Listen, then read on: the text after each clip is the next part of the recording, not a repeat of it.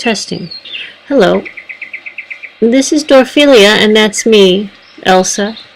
I've been training her since she was born, and this is the progress she's making. She used to be slated to be a racehorse because she was bred from Duran S.B. Farr of Brook, Brooksville's Rosebrook Farm, Diane Waldron's farm, and Duran was an excellent racehorse, but not all horses that are bred for racing can race, and we found out that because of her right front, the conformation in her right front fetlock joint is a little bit too high of an angle, caused her to get she developed a high she developed sesamoiditis. So sesamoiditis is difficult to cure, but we spent 7 weeks. We spent 7 weeks keeping her in stall rest, which was difficult. It kept her, stationary in a small space for 7 weeks, and she got ultrasound treatment as well on the fetlock joint. And we were successful in clearing that up. It's difficult to do, and that's why. And she was a young horse, too, and she hated being in a stall, so I had to put her in an outdoor stall so her mother could interact with her, and she wouldn't feel alone. She needs to be around other horses, and all horses do need that, but we don't have many horses here. There's just 2 of them now.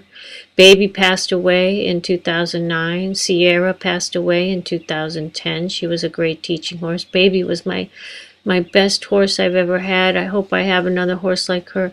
He was a nice gelding. He was my first horse to train in dressage, and he was wonderful. The judges didn't care for him too much because he was a half Arab.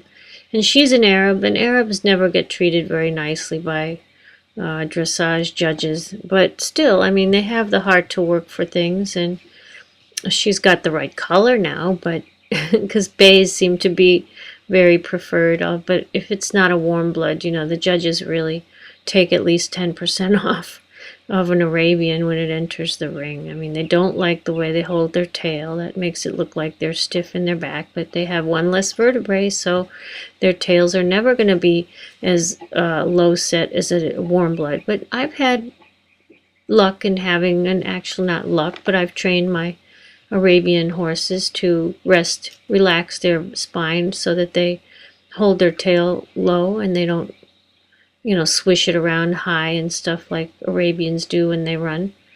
But she's learning. Okay, so then here's what we've been doing with her. We stopped racing training last year in May. She went for 1 month of training and didn't make it because the lameness she developed in her right front, the sesamoiditis. And so the trainer and the vet there said, no, she's not going to make it as a racehorse. You could get a second opinion, they said, and the vet that treated her here agreed. The vet that treated her for the sesamoiditis did so long distance. He was a specialist in sport horses from England, Peter Gray, and he gave me some excellent advice. He looked at her x-rays over the internet. He communicated with me through email. I sent him videos of how she walked, and he recommended chiropractic help. And so I got a local vet who did chiropractic work, and she did some chiropractic work on her and, helped her get better. Because she did come home with strangles also from the training barn. So it was really almost a hellish experience for her, although she did kind of like being in the community of racehorses. And she did run 3 miles a day for a month, but they ran her into trouble. And they gave her this drug called Thyrol L to reduce her weight, which was against my wishes, and it also reduced her joint fluids, and so she ended up lame. So I believe they precipitated her lameness, and she would have done better with a trainer that didn't believe in using drugs to get a racehorse ready. But this trainer had a good heart, Lynn Ashby of Marlin Stables in Delaware. She trains a lot of Arabians to race at Delaware Park. She was very nice. She tried to get us going, and she knew I had very limited funds, and her heart was in the right place, but she did the wrong thing. I guess I'm to blame for kind of telling her, I wouldn't be able to continue without her being ready to run and start winning money within a month, and it was unrealistic, I guess. Anyway, that's all in the past, water on the bridge, and everyone's forgiven, and I don't hold it against her. I wanted to take her home 3 weeks into the training, and she encouraged me to leave her there for an extra month or an extra week after a month, like an extra 10 days into the next month. And, I took her home after she said that, she didn't think the horse was going to make it, because she developed this lameness issue. So anyway, but we're doing dressage now. And what the horse is, she's been doing dressage since she was born. She did a half canter pirouette when she was born. Right after she was born, it was amazing. She did that when she got up from being born. So I thought maybe this horse wants to be a dressage horse after all. I lunged her as a baby almost every single day, but just very, very lightly. And then as time went on, we did race training lunging. We did gallops at the mile, and then the racing didn't happen. But I kept training her every so often in basic training level dressage. I introduced the shoulder in and bending and spiral ins on the circle.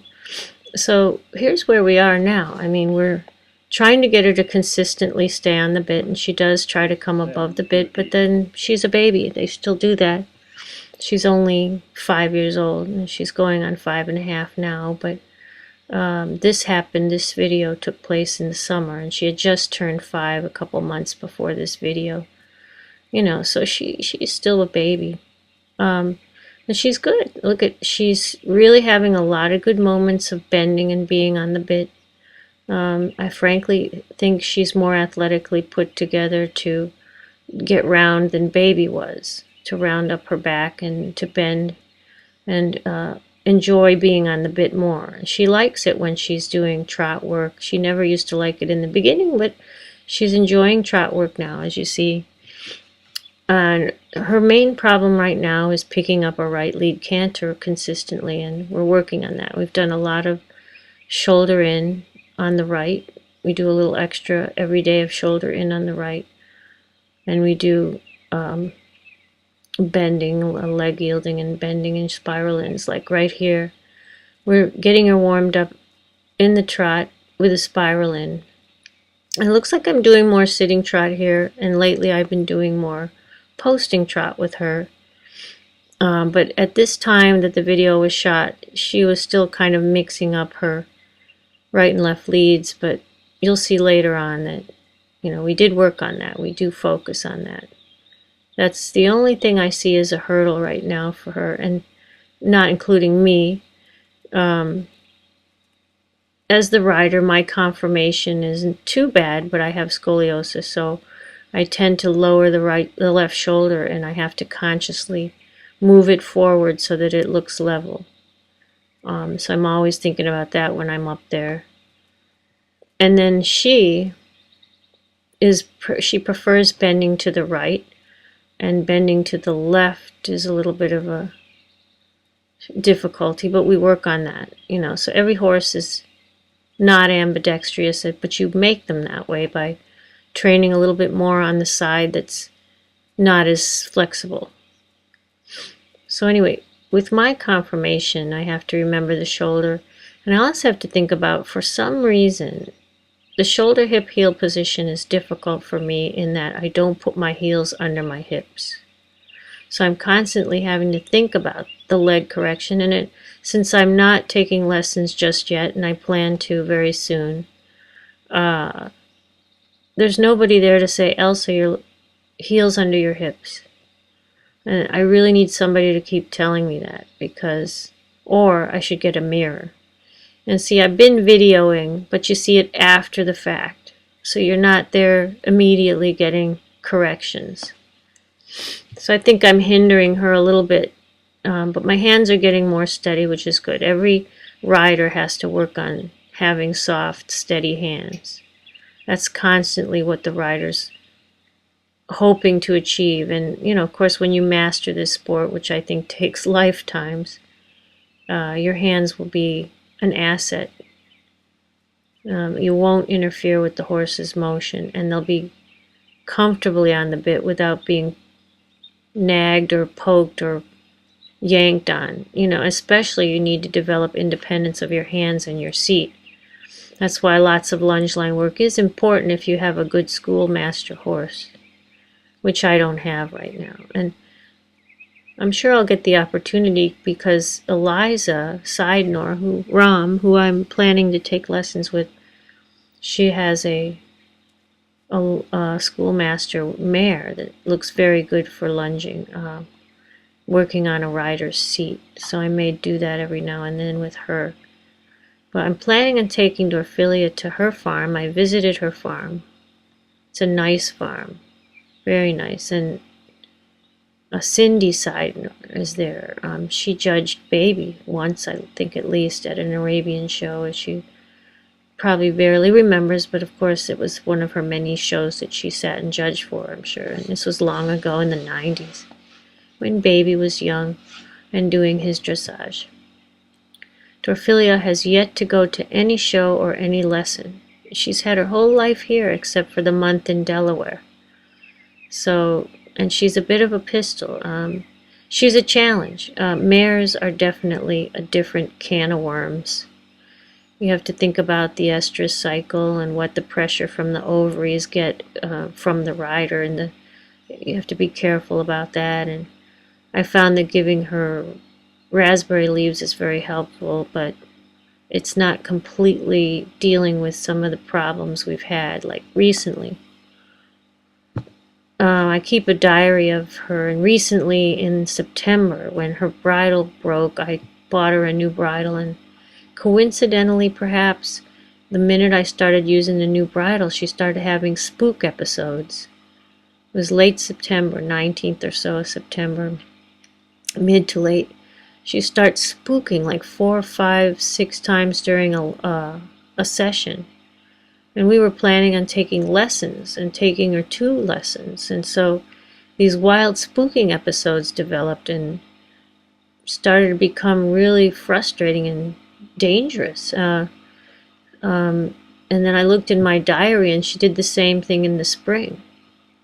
So apparently at the change of seasons, there's got to be some type of thing disturbing her. I had the vet check her out. I had Dr. Gomes come. She was the chiropractor. She's a really good vet from 3H. She came out again and assessed her for nervous problems or eye issues, and she had none. She recommended medroxyprogesterone for this horse. It's an expensive hormone therapy, but it may help her. So, we're thinking about it. It's expensive, so everything for me that's expensive takes a lot of planning and consideration, because, I can't even take lessons right now. And that's what I'm hoping to do, because we really need it. We really want to get back to the point where we take lessons every couple of weeks, like I did with Baby. And it was really helpful until Lynn moved her farm to, I took from Lynn Leith at North Star. Lynn's an excellent teacher, very disciplined and strict, really. It wasn't good for Baby, unfortunately, because her footing changed, and when she went to her new, not new anymore, but in 96 or something, I guess, she set up a new farm closer to me than the one that was in Apex, but the footing, the thick tires and sand footing was really hard on Baby's feet because he had straight hocks. So we had to stop taking lessons there. Plus, I think they push their horses a little too much. They're very much addicted to riding every day. And I don't do that. It's too difficult for horses to ride dressage every day. It destroys their joints. And then they have to take Adequan Legend intra-articular, very expensive vet injections. So I believe in resting the horse. Every 2 days I ride, or every 3 days, depending on their condition.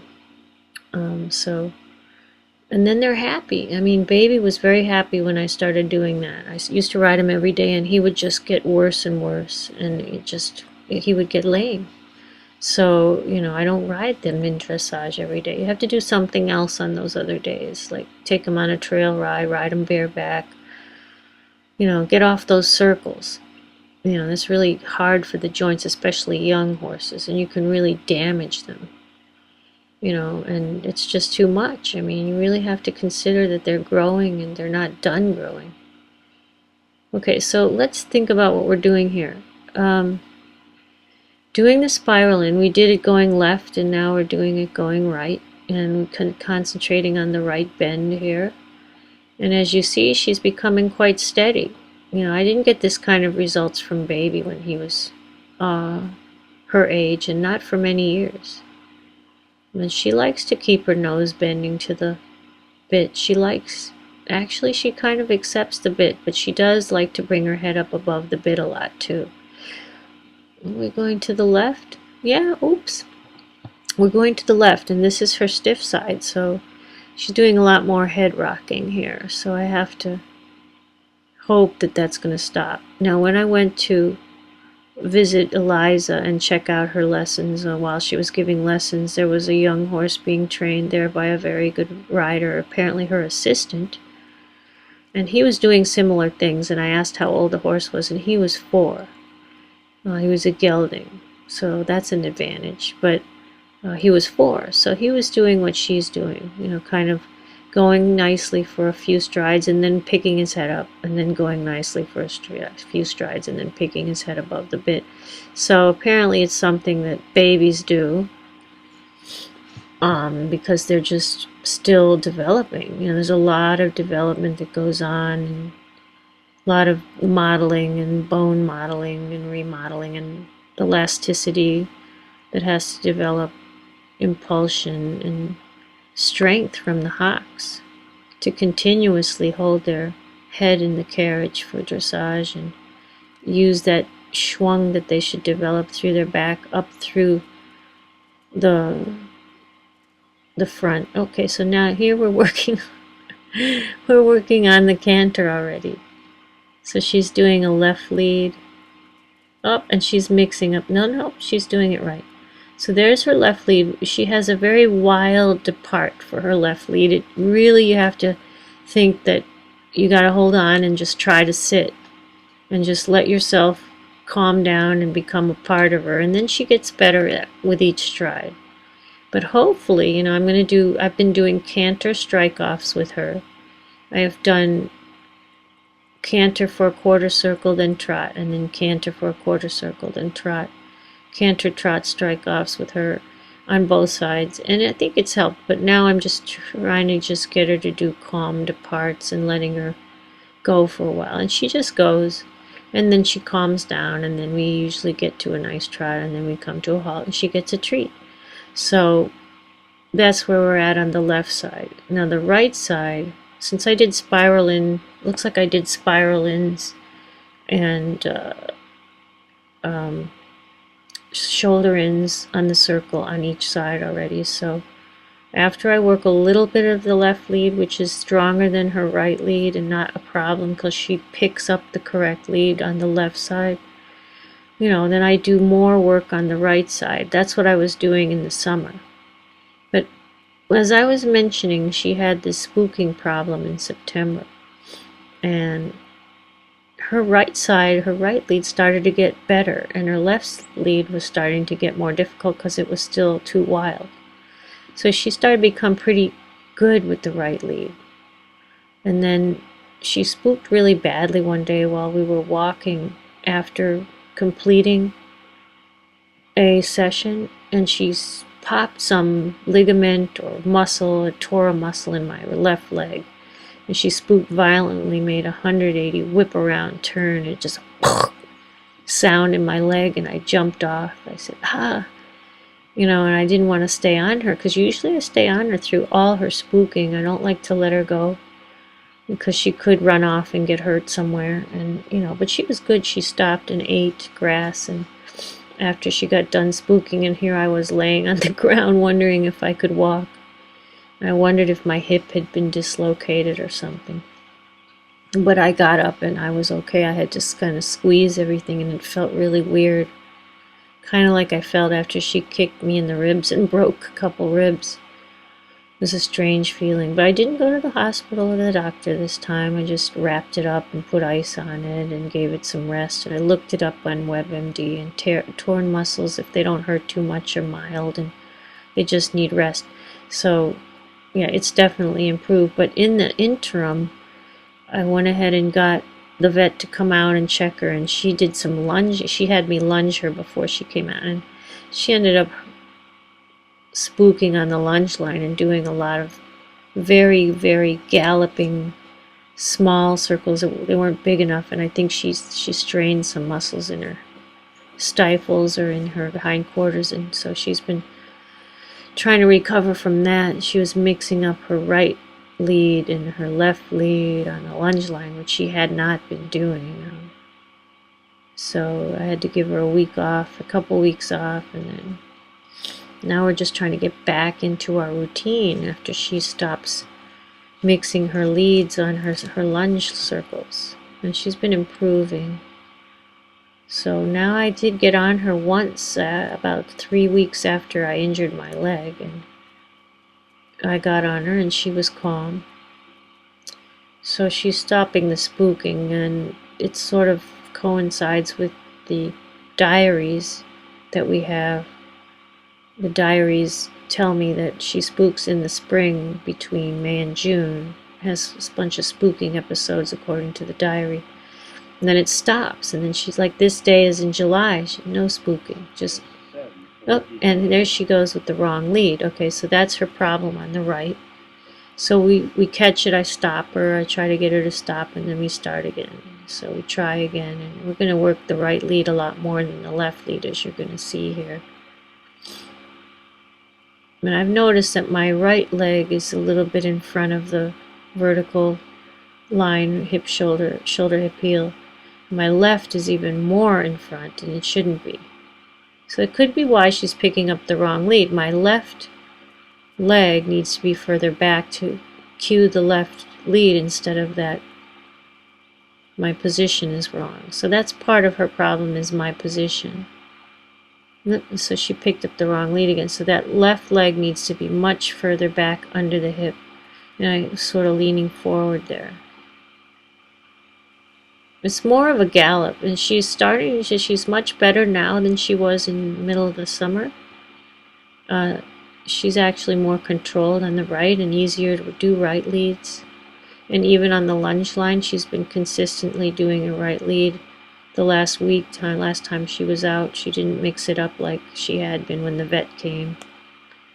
And the left lead is now mixing up, but it's been improving. So, we're hoping on the lunge line to see that everything's going to become balanced soon. We'll be able to do lots more under saddle again, like we're doing here. I'm also going to give her vision focus, and see if that helps her be calm and reliable in the lesson, so I can start taking a lesson from Cindy's daughter, Eliza. It's a prodigy from what I've noticed and what I've read about her. She's a dressage youth, very, very accomplished young rider, and of course she's not young now. She's 30-something, having a baby and married and all that, but when she was a youth, she earned high marks in dressage. Oh, there she goes. She does a flying change, and then she's on the correct lead, but I'm out of the saddle. So she's had a very, very lively canter. So imagine when we get that under control, how much nicer that's going to be. But she is a baby, and that was her strongest gait for a long time, was galloping, because that's all we worked on pretty much, besides some dressage, some training level, before she quit her track for racing. When she quit the racing track, then all we did was training level dressage, and now we're trying to get this gallopy stuff out of her. It's working. So, right, so another right lead canter. We did several of them here. Coming up is another one. But if I had my position on my legs better, like heels back under the hips, open the thighs just a little more so that the heels can be under the hips, especially the left leg further back during the right lead canter, and she'll probably pick up the right lead canter a lot better. So I'm probably the reason she's being a little bit more confused. Oop, left again. Whoops. Probably gave her the wrong position. And a lot of it is my scoliosis that does this, so I have to really work on that. But she transitions nicely and she halts nicely. Whoops.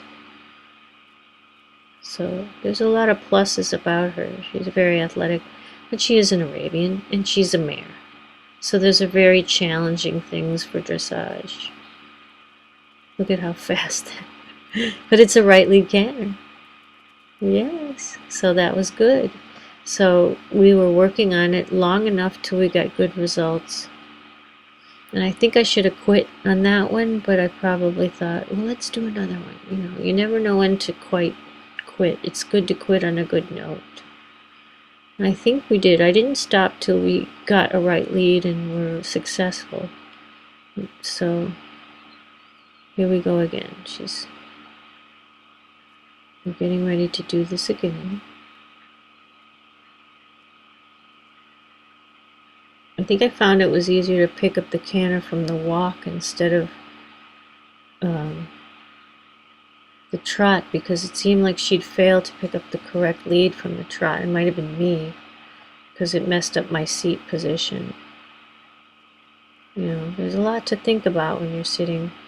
See, that left leg is too far forward. It needs to be under. The heel needs to be way much further back. That's in the position for asking for the left lead, so that's what I'm getting. See, now I got the left lead. So I need to bring that left leg back, because that's what's happening. I'm messing her up. Plus, she is stronger on the left. She's always been that way, but it's probably a pilot error as well. You know, because horses, dressage is a very natural thing. There we go. Look, we got the right lead. And I don't think my left leg is further back, though. It's hard to sit her canters. It was more of a gallop, and we're working on getting that down to a nice canter. You see, there we go. So we're ending on a good note.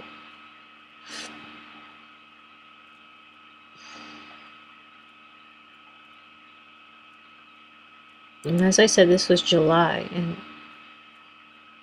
of 2013, in the summer. And it was a nice morning to be out there. It was probably hot. Oop, look how fast. And she kind of takes off. But she's getting better. It's getting more calm.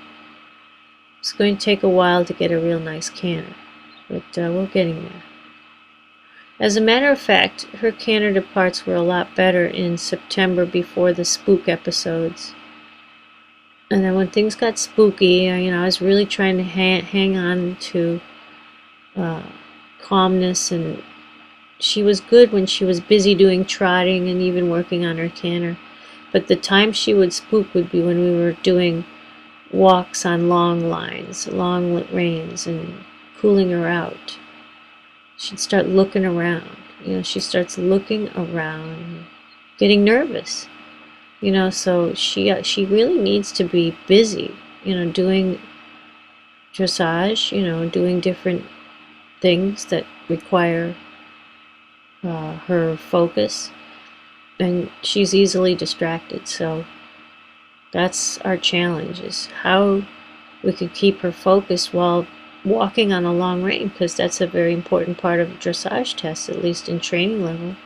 She needs to be focused while being stretched on a long rein, and she'll trot on a long rein. She's pretty good about that. But doing the walk on the long rein, she was doing that quite successfully until the spook episodes, and then she starts, if you give her a long rein, and she's looking around and getting scared of things. Like, look at that right there. She just did it right there. That's one of her favorite spots to spook. That's not where she spooked where I got my leg hurt, but right on the other side of the arena, right over. See, and we avoid she feels better when you bring her inside the poles, inside the dressage border. She feels safer. And right over here, she starts looking over there by the pond. And see how she stopped? I let her stop and look. She starts getting nervous right there too. So there's something about that end of the arena. She's very insecure there.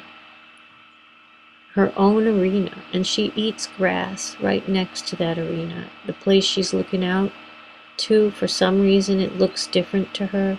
When she's in the arena, it's a different view. And it scares her.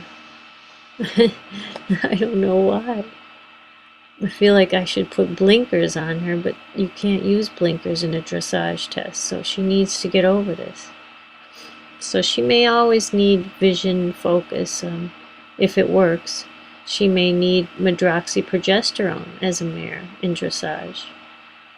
I hope not. I mean, that's very expensive, and I don't like using hormone therapy, but it might be what she needs. I mean, it'd be a sad thing to waste her. I mean, she has a lot of potential, in my opinion, and I would like the opportunity to improve my dressage skills using working with her, because I do need that. Anyway, so that's the end of that work, and we're going to cool out here. The main things I take away from this ride is that my position probably interfered with the left lead canter or the right lead canter being successful mostly. And then of course she is stronger on her left lead, but it would really help if the rider's position was correct. It looked like my hands were pretty good, because I had noticed in some previous videoing that I did, my hands were not as steady as they should be. I've been really thinking about my left shoulder being forward so it looks level and is level. I'm stretching up through my left rib cage, because that's the part that's crunched by the scoliosis.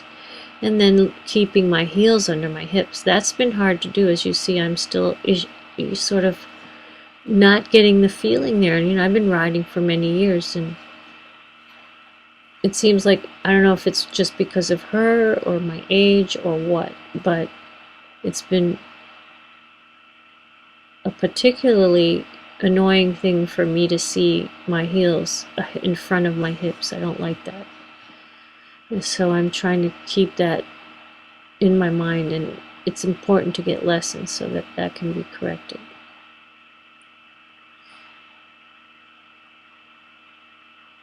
I enjoy cooling out my horses by walking them in the ring, because I don't know, it's just a nice thing to do.